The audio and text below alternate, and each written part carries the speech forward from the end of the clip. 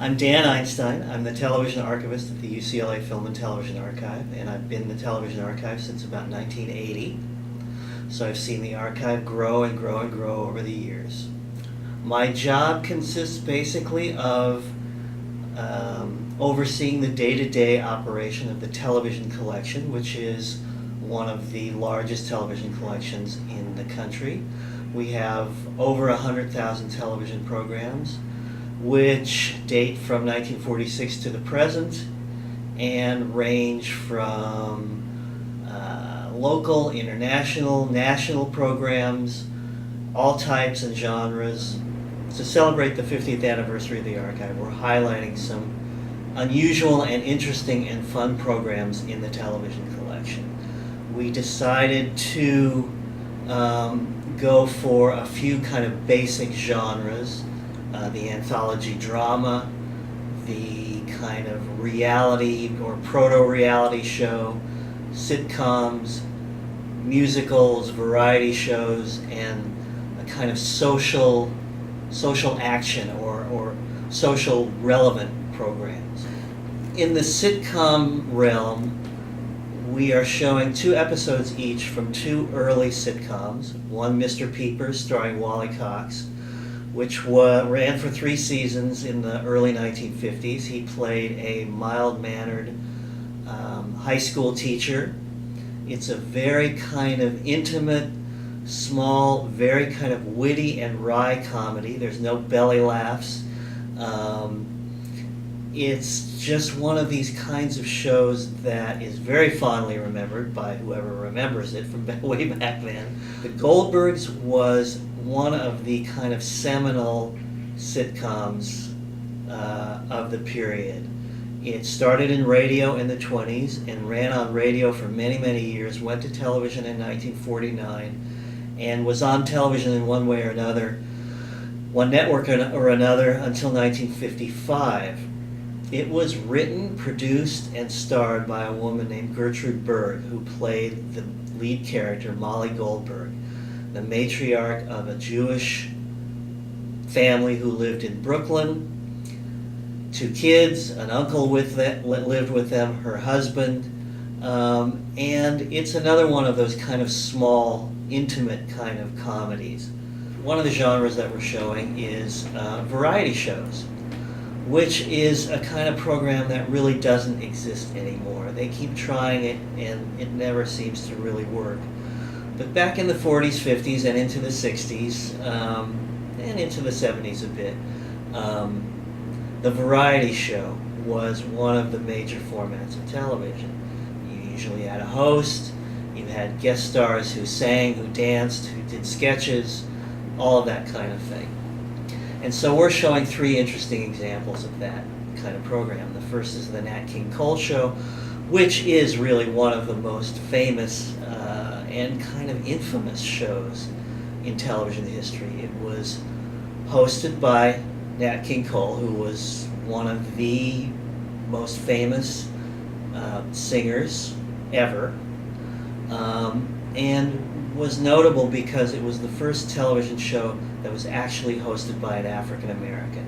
The first nationally broadcast show that was hosted by an African American. It was on NBC for 1 season. The sad part about it is that NBC couldn't get anybody to sponsor it. No major company or companies had the guts, basically, to sponsor a show that was hosted and starring a black person. Stations in the South didn't run it. I actually met the director of the show once, whose name was Bob Henry. He passed away a few years ago. And he mentioned, he talked about all the hate mail that he got and the show got. And one story that he related stood out to me. And it was a show where Nat King Cole was sitting at the piano and he had some guest, I don't know who it was, and he said something like, "Why don't we sing such and such?" And the mail that he received on that, one of the pieces of mail he received on that was, how could you let that N-word order somebody to do something? And that's the kind of thing that they had to deal with that show all the time. But NBC stuck with it for a year. A lot of the performers, I think people from Sammy Davis Jr. to Johnny Merschlinger that we have on the show that we're showing, would come on and waive their fees. They didn't get paid because they wanted to support this show so much. One of the things that marks so many of these old programs, the dramas, the sitcoms that we're showing, the things like This Is Your Life and End of the Rainbow and Queen for a Day, is that they were live. They were not pre-taped. This is an era before videotape was invented. They were not filmed and then broadcast later. They were aired live as they were performed in the studio. When you look at these things, when you look at these live shows, particularly some of the dramas, and you realize that, first of all, yes, they were done live on stage, and that they were done under hot lights with cameras that were the size of Buicks. They had to move, say, from this position over to there while they're changing clothes, and the cameras have to do the same, and they have to meet at that exact moment at the same time. When you step back and you realize that all that is happening, you're going, how on earth did they do this? It just is a marvel to me. So one thing that a lot of people don't know or don't understand is that the idea of television preservation is relatively new. So many television programs were simply never recorded to begin with. So for instance, a live program, if it wasn't kinescoped, meaning if it wasn't filmed off of a television screen when it was originally broadcast, it doesn't survive at all. It just doesn't exist anymore. In the case of the UCLA Film and Television Archive, we do have a lot of kinescopes, a lot of television programs that were actually filmed at the time live off of a television monitor. And we also have a lot of programs that were saved on videotape, that were produced on videotape and saved on videotape. And that was actually an uncommon practice.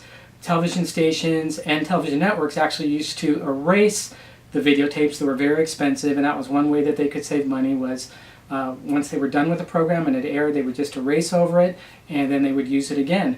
So when a videotape actually survives, it's kind of a rare thing, and it's a happy circumstance to have this time capsule from the 1960s. One of the programs in this series that I'm really excited for audiences to see is Play of the Week, Black Monday, written by Reginald Rose, author of 12 Angry Men. This program aired in 1961, and it's about school integration in the South. It stars an amazing cast, including a very young Robert Redford in a very Method-esque role, along with Ossie Davis, Ruby Dee, James Caan, Charles Grodin, Ed Asner, just an amazing ensemble, bringing this really innovatively structured tale by Reginald Rose to the small screen. And it's told in a Rashomon way. Each act is told from a different perspective, including that of a black family. And it's really compelling, moving, and very much a time capsule of its day. Another really interesting element of Play of the Week Black Monday is that it was produced on videotape. So long before VHS, videotape used to be 2 inches wide, and the machines used to record video were about the size of a refrigerator. Many programs from this period were actually wiped. They were erased. They weren't saved because they would reuse the tapes to save money. We're really lucky that Play of the Week survived. And the medium itself, we usually think of videotape programs being soap operas or game shows. But in this case, it's a serious drama, and video actually lends a real immediacy, an extra element of urgency and drama to this program. So I think audiences that aren't used to seeing this type of program on videotape are going to really be surprised about how effective it really is. Another program I'm really excited for audiences to see is East Side, West Side, Who Do You Kill?, which is an episode from 1963 that deals with the civil rights struggle. And contrary to Play of the Week, which is kind of a staged videotape drama, this is a filmed episodic series with very high production quality, filmed on locations, and it stars James Earl Jones and Diana Sands, and series regulars George C. Scott and Cicely Tyson. And this program was controversial in its day, for one, for kind of daring to depict the civil rights struggle on network television, and this is pretty early on, and this was one of the first shows to do that. And also for the fact that the series stars George C. Scott and Cicely Tyson were in such close proximity. So the program was, this specific episode was not aired on Sun Southern affiliates. They refused to actually air this episode. And ironically, it ended up winning an Emmy for Best Direction that year. So it was a really important program, probably the most powerful social issue-driven program of the 1960s. And kind of as a bonus in this program is an amazing score by Kenyon Hopkins, who's a notable jazz artist who also scored the films Baby Doll and The Hustler. So when you're watching this film, it's not only amazing performances by people like James Earl Jones, but also amazing music by Kenyon Hopkins.